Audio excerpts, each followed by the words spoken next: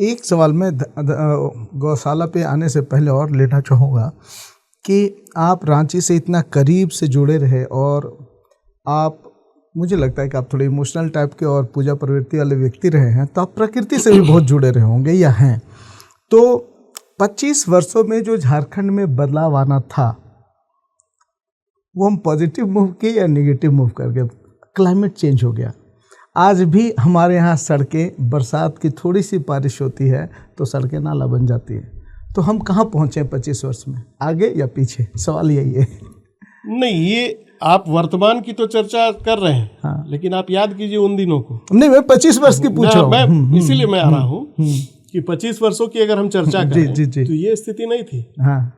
रांची एक ऐसा जगह था कि इससे भी ज्यादा बारिश हुआ करती थी और वो बारिश का पानी जो था वो आधे घंटे में रफू चक्कर हो जाता था। आज क्या है कि हम विकास के अंधे दौड़ में जो शामिल हुए, जो हमने कंक्रीट का जाल बिछाना शुरू किया और उसमें नालियों को भी नहीं बख्शा, और जिस प्रकार से ठेका पट्टे के चक्कर में हमने अपने शहर को, मैं बोलने में गुरेज नहीं करूंगा, हमारे पूर्ववर्ती सरकार ने शहर सौंदर्यीकरण के नाम पर जिस प्रकार से इकोलॉजिकल बैलेंस को यहाँ बिगाड़ने का काम किया है, उसकी जितनी निंदा की जाए वो कम होगी।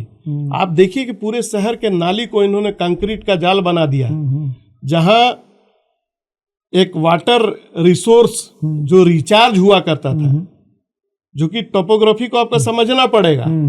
ये एक पठारी प्रदेश है और समुद्र तल से हम 2200 फीट ऊपर रहते हैं। यहाँ पर भी अगर वाटर रिचार्ज का भी, हमारा जो पठारी प्रदेश होने के कारण जो ग्राउंड वाटर रिचार्ज सिस्टम है वो पूरी तरह से कहीं कहीं पर सिमट करके रह गया है। हम इसको अन्य जिलों या अन्य राज्यों के साथ जोड़ नहीं सकते हैं।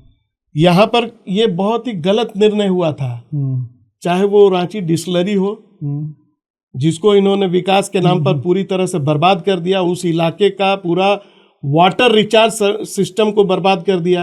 यहाँ बटन तालाब हो डोरंडा में, आपको चुटिया चले जाइए वहां का तालाब हो, हर जगह कंक्रीटीकरण करने का जो होड़ समाया ना, जो लोगों को ठेका में और ठेकेदारी में अपने लोगों को लाभ पहुंचाने के लिए इस प्रकार की योजनाओं का चयन हुआ।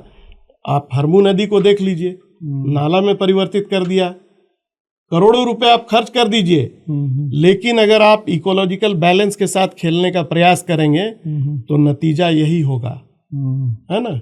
ये शहर के सौंदर्यीकरण के नाम पर, विकास के नाम पर जो अंधी दौड़ है, जिस प्रकार से बिना सोचे समझे नक्शा निष्पादन करते हुए बड़ी बड़ी अट्टालिकाएं खड़ी की गई और उन जमीनों का भी कंक्रीटीकरण कर दिया गया जहां ग्राउंड वाटर रिचार्ज सिस्टम ही पूरी तरह से नष्ट हो गया।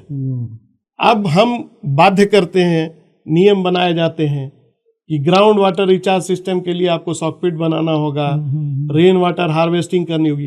भैया 1.5 कट्ठे में बना हुआ मकान कितना रेन वाटर हार्वेस्टिंग कर देगा? करेक्ट। जहां प्रकृति ने हमको दोनों हाथों से देने का काम किया था, उन चीजों को हमने पूरी तरह से बिगाड़ दिया।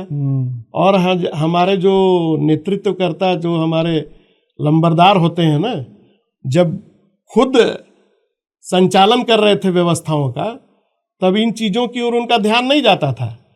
लेकिन आज जब वाटर लॉगिंग का शिकार हो रहा है शहर, तो बैठ करके प्रेस कॉन्फ्रेंस वही लोग करते हैं। ये विडंबना है।